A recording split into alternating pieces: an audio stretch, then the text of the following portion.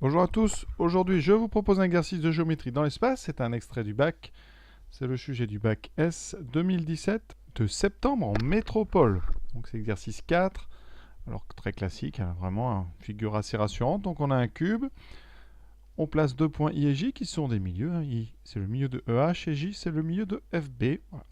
Et on munit cet espace du repère orthonormé, donc A, AB, AD, AE. Donc tout de suite, on va indiquer sur le schéma ces trois vecteurs, en tout cas des représentants, pour bien voir comment fonctionne ce repère. Donc A, c'est l'origine.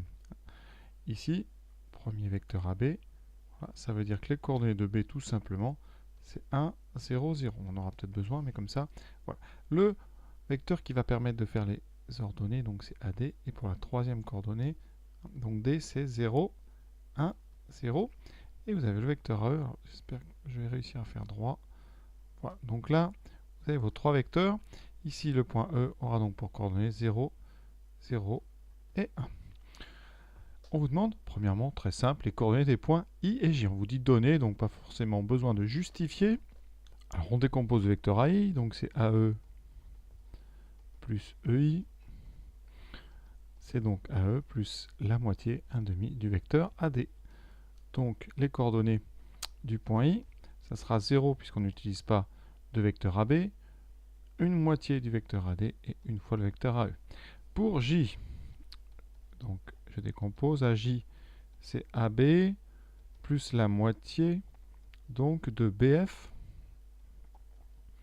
c'est-à-dire AB plus la moitié de AE.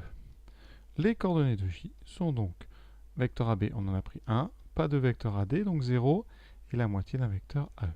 On a donc répondu déjà à la première question. Deuxième question, montrer que le vecteur n, 1 moins 2, 2 est normal au plan BGI. Alors ça c'est très très classique, il va falloir montrer que n est orthogonal à deux vecteurs de BGI, deux vecteurs non coinaires. Donc, je vais tout simplement calculer le produit scalaire de n avec le vecteur BG. Alors BG, les coordonnées de BG, on peut les donner directement. On utilise donc une fois AD, une fois E, donc c'est 0, 1, 1. Voilà, on fait le produit scalaire, donc 1 moins 2 plus 2, ça donne 0, donc ça c'est parfait, ça commence très bien. Ensuite, on prend notre vecteur n et on fait le produit scalaire avec un deuxième vecteur non coinaire à BG, donc je vais prendre BI. Si BGI est un plan, forcément que BG et BI sont non coinaires. BI, alors là c'est plus compliqué comme vecteur, donc BI, alors ce que je vous propose c'est, si vous avez du mal à lire sur le dessin, eh bien de faire tout simplement un calcul de coordonnées. Donc vecteur BI, c'est coordonnées de I moins coordonnées de B, c'est donc ici moins 1, 1 demi moins 0 et donc 1. Ça veut dire pour aller de B à I, on utilisera moins une fois le vecteur AB, ça c'est vrai, une moitié du vecteur ici donc BC, donc AD, et ensuite on utilisera un vecteur entier AE. C'est ce qu'il nous faut, donc c'est parfait. On calcule ce produit scalaire, moins 1, moins 2 fois 1 demi, donc pardon, moins 1 plus moins 2 fois 1 demi, donc moins 1, plus 2 fois 1, 2, on a de la chance, ça donne 0. Donc, n est orthogonal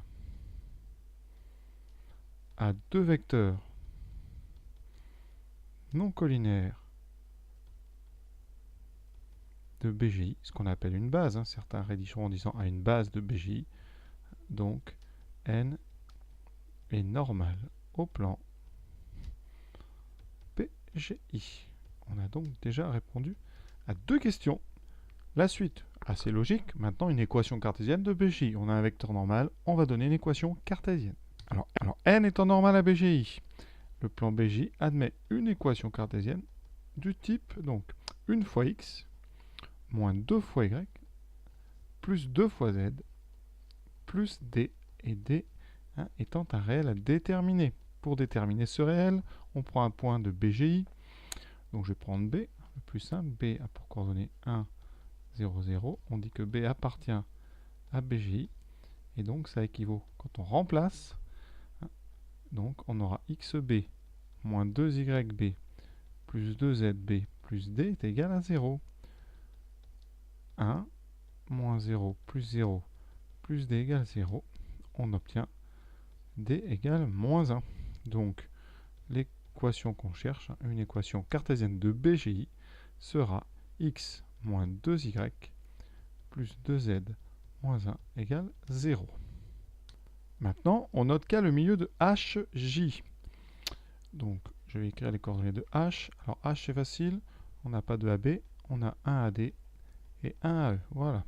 Ensuite, J, on a déjà 1, 0, 1 demi. Donc, le milieu, eh bien, ça sera la moyenne des coordonnées. 0 plus 1 divisé par 2, donc 1 demi. 1 plus 0 divisé par 2, 1 demi. 1 plus 1 demi, donc 3 demi divisé par 2, ça donnera 3 quarts. Si vous voulez l'écrire sur votre copie, vous faites 1 plus 1 demi sur 2, ce qui fait 3 demi sur 2, et donc 3 quarts. Le point K appartient-il au plan? Donc on va tout simplement calculer. Donc xk moins 2yk plus 2zk moins 1. On ne met pas que ça fait 0, on ne le sait pas. On va regarder combien ça donne. 1 demi moins 2 fois 1 demi plus 2 fois 3 quarts moins 1. Donc 1 demi moins 1 plus, on simplifie par 2, donc 3 demi moins 1, ce qui donne 2, 1 demi plus 3 demi, et moins 1, 2 moins 2 égale 0. Effectivement, donc, eh bien, K appartient au plan BGI, puisque ces coordonnées vérifient l'équation cartésienne qu'on a déterminée de ce plan. Voilà pour les premières questions. Alors, le but de cette question est de calculer l'aire du triangle BGI. Alors, on vous dit quoi? En utilisant le triangle FIG pour base, démontrer que le volume du tétraèdre FBIG est égal à 1 sixième. Alors, on va regarder ce tétraèdre FBIG. Alors, pour ceux qui veulent le voir, voici notre cube. J'ai représenté le tétraèdre. Ici, donc, vous voyez, c'est une petite pyramide à 4 faces ici. Et on vous demande de calculer donc son volume. Alors, la formule qu'on donne, cette formule, c'est 1/3 de base fois hauteur. Il faut avoir une base de votre tétraèdre. On vous l'indique ici, on va prendre une base. La base, on va prendre FIG. Quel est son aire? Parce qu'on va en avoir besoin. Donc tout de suite, je calcule l'aire du triangle FIG. Petite figure, vue d'en haut, on a I, on a E, F, G, H, et le triangle, vous voyez, il est comme ceci. Alors, quelle est son aire sans faire trop de calcul? Bien, si vous tracez comme ça à la droite des milieux, vous voyez bien qu'à chaque fois, on a enlevé la moitié des rectangles. Donc, l'aire de FIG, c'est la moitié de l'aire du carré. La moitié de l'aire de EF, GH, c'est un carré de côté. Donc, c'est 1 demi fois 1. Donc, 1 demi. Ensuite, on va avoir besoin de la hauteur qui correspond à FIG. Alors, FIG, il est sur la face du haut. Le quatrième sommet, c'est B. Donc, forcément, il faut étudier la droite FB. Alors, pourquoi est-ce que FB serait une base? Ce qu'on peut remarquer, c'est que FB est perpendiculaire à FG parce que c'est un cube. FB est perpendiculaire à EF pour la même raison. Donc, FB est perpendiculaire à deux droites non parallèles. FG et EF sont non parallèles, c'est important. Donc, FB est orthogonal à tout le plan d'en haut. Le plan, donc, ici que j'appellerai IFG. Puisque IF et G sont trois points du plan du haut. Et donc, eh bien voilà, la droite FB est orthogonale au plan IFG, donc au triangle IFG, et passe par le quatrième sommet B. Donc, FB, la longueur, c'est la hauteur, et la hauteur qu'on cherchait, qui correspond à la base FIG. Donc, on a besoin de sa longueur. Alors, c'est pas donc qu'il faudrait mettre, mais on a besoin donc de la longueur. La longueur, c'est 1. On n'a plus qu'à appliquer le volume donc de FBIG. C'est donc 1/3 fois notre base qui vaut 1 demi fois la hauteur qui vaut 1. On obtient 1 sixième. C'est ce qu'on nous demandait. On est sauvé. Suivante. Détermine une représentation paramétrique de delta. Donc delta qui passe, donc passant par F. Alors il va me falloir les coordonnées de F. Très simple. On utilise une fois B, une fois E. Donc c'est 1, 0, 1. Et orthogonal au plan BGI. Ce plan BGI, je vous rappelle qu'on connaît son vecteur normal N. Il est donc normal à BGI. Ses coordonnées c'est 1, moins 2 et 2. Et donc on a tout de suite une représentation paramétrique de cette droite delta. Ça sera donc, rappelez-vous, on met tous les x, y et z. Ensuite, on place les coordonnées d'un point de cette droite, c'est le point F, 1. Et on rajoute t fois notre vecteur normal. Donc ça sera plus 1 fois t, moins 2 fois t, plus 2 fois t. Vous voyez, les coefficients de t, c'est les composants de notre vecteur. Et ici, toujours, mais avec t appartenant à R. Donc ça, c'est très simple, c'est du cours. Et je rappelle aussi, c'est encore écrit, que le plan BGI, on a déjà une équation cartésienne, x moins 2y plus 2z moins 1 égale 0. On vous demande quoi? Eh bien l'intersection, en tout cas, on vous demande de montrer que l'intersection des deux, c'est le point f', de coordonnées 7 neuvième, 4 neuvième, 5 neuvième. Alors là, il y a deux façons de faire. Soit vous faites comme si on ne vous avait pas donné les coordonnées et vous résolvez un système à 4 équations.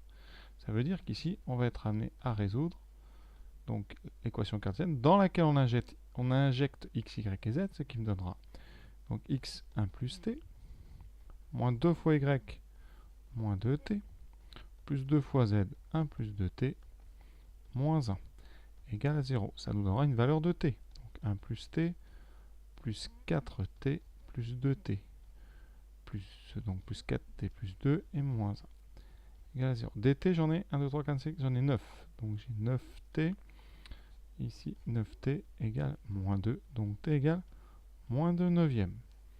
Et ensuite, je calcule x, y, z grâce à l'équation de delta. On remplace dans la représentation paramétrique, voilà, vous l'écrivez bien, et on trouve x égale 1, donc plus t, donc 1 moins 2 neuvième, ce qui fait 7 neuvième. Jusque-là, on est bon, on est rassuré. Y égale moins 2t, donc ça fera moins 2 fois donc moins 2 neuvième, ce qui me laisse 4 neuvième, parfait. Et il me reste z. Donc z, c'est 1 plus 2t, donc 1 moins 4 neuvième, ce qui fait 9 neuvième moins 4 neuvième, 5 neuvième. Et c'est ce qu'on voulait. Donc, delta inter BGI est égal au point f' de coordonnées 7 neuvième, 4 neuvième, 5 neuvième. Ça, c'est la première méthode. C'est résoudre le système avec l'équation qu'on a de BGI et la représentation paramétrique de delta. Il y a une deuxième méthode qui consiste à utiliser les coordonnées qu'on vous donne. Première étape, on va tout simplement vérifier que f' appartient à delta et à BGI. Donc, vérifions que f' appartient à BGI. Ça, c'est le plus facile. On remplace donc et on calcule yf', moins 2yf', enfin xf', moins 2yf' plus 2zf', moins 1. Alors, ça va marcher parce que on vient de le faire un petit peu. Donc ça fait moins 8 neuvième plus 10 neuvième moins 1. Ça nous donne, on va quand même aller jusqu'au bout, des neuvièmes. 7 moins 8 plus 10 moins 9. Et ça fait bien 0 neuvième. Donc voilà. F' appartient à BJ, puisqu'on a bien 0. Maintenant, on va vérifier que F', donc vérifions aussi que F' appartient à delta. Alors ça, c'est un petit peu plus difficile, parce qu'il va falloir montrer qu'il y a une valeur du paramètre t qui amène à f'. Et pour ça, on résout. Alors vous devez absolument savoir faire ça. On résout donc le système 1 plus t égale à l'abscisse de f' égale 7 neuvième, moins 2t égale 4 neuvième, et 1 plus 2t égale 5 neuvième. Alors, c'est assez simple, parce que la deuxième va nous donner t égale moins 2 neuvième. Donc après, vous pouvez vérifier. En haut, 7 neuvième moins 1, ça fera donc effectivement moins 2 neuvième. Et en bas, 2t vaudra 5 neuvième moins 9 neuvième, donc moins 4 neuvième. Donc c'est bon. On trouve à chaque fois un paramètre. Donc, f' appartient à delta pour t égale moins 2 neuvième. Donc on a bien une valeur unique de ce paramètre, ce qui fait que f' appartient à delta. On vient de montrer quoi? Donc, f appartient à l'intersection entre delta et bj. Ce n'est pas fini. Pourquoi? Parce que l'intersection pourrait très bien être beaucoup plus grande si la droite était à l'intérieur du plan ou même parallèle au plan. Donc, on va vérifier quoi? Eh bien, que cette position-là n'est pas possible. Quand la droite est parallèle au plan, on sait très bien qu'un vecteur directeur de D est forcément orthogonal à n. Donc, on prend U, de coordonnées donc 1, moins 2, 2, qui est directeur de delta, et on va regarder n scalaire U. Donc, je vous rappelle que n, ce vecteur normal, on a les coordonnées 1, moins 2, 2. On va prendre son produit scalaire avec U, 1, moins 2, 2. Alors, c'est le même. Donc, il y a peu de chances que ça fasse 0.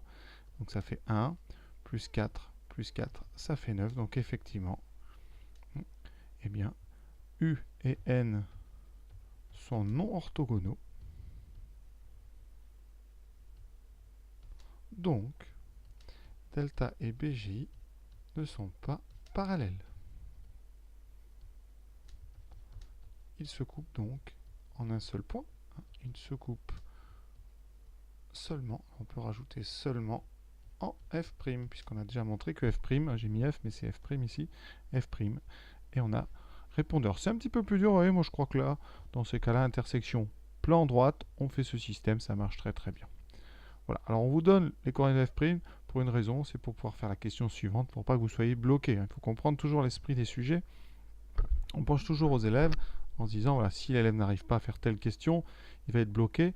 Donc parfois on donne des coordonnées pour que vous puissiez continuer, mais il ne faut pas forcément tout de suite s'en servir. C'est à vous de voir, vraiment.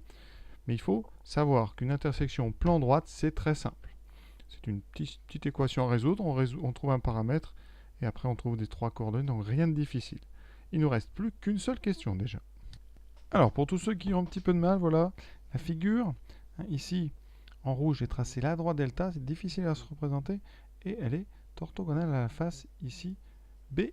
Je ne sais pas si vous voyez bien cette face BIG, alors je vais la mettre une couleur beaucoup plus voyante.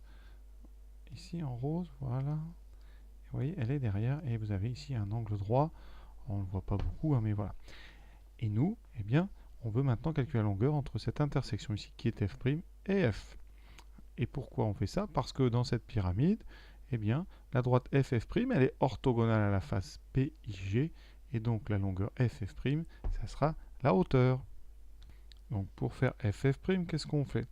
Il nous faut les coordonnées de F et les coordonnées de F'. Alors, F', on vient de les avoir, c'est 7 neuvièmes, 4 neuvièmes et 5 neuvièmes. Alors pour F, c'était 1, 0, 1 de mémoire.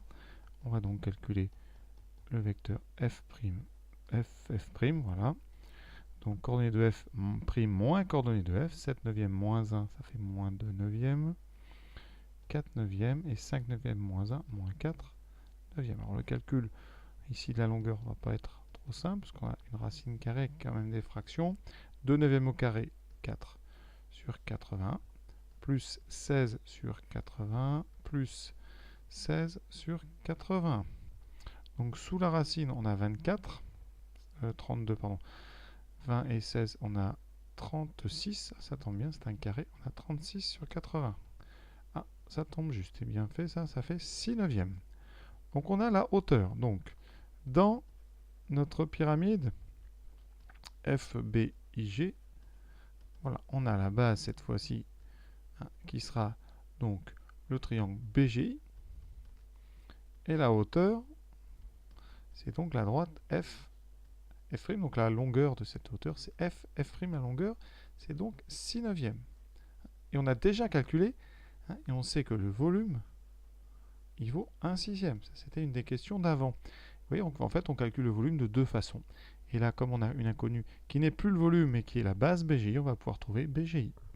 J'applique la formule, 1 tiers base fois hauteur, donc 1 tiers fois l'aire de BGI, je vais l'appeler BGI comme ça, fois 6 neuvièmes.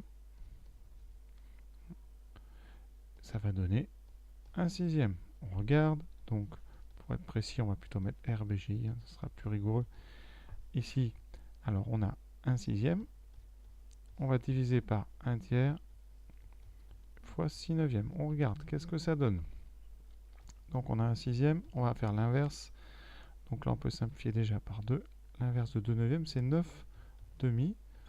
On simplifie par 3, donc 3 et 2, ça fait 3 quarts. Donc l'aire qu'on cherche, l'aire de BGI, égale à 3 quarts. Et l'exercice est terminé. Voilà. Cet exercice donc maintenant est terminé. J'espère que vous avez tout bien compris. Je vous souhaite une bonne fin de journée. À bientôt.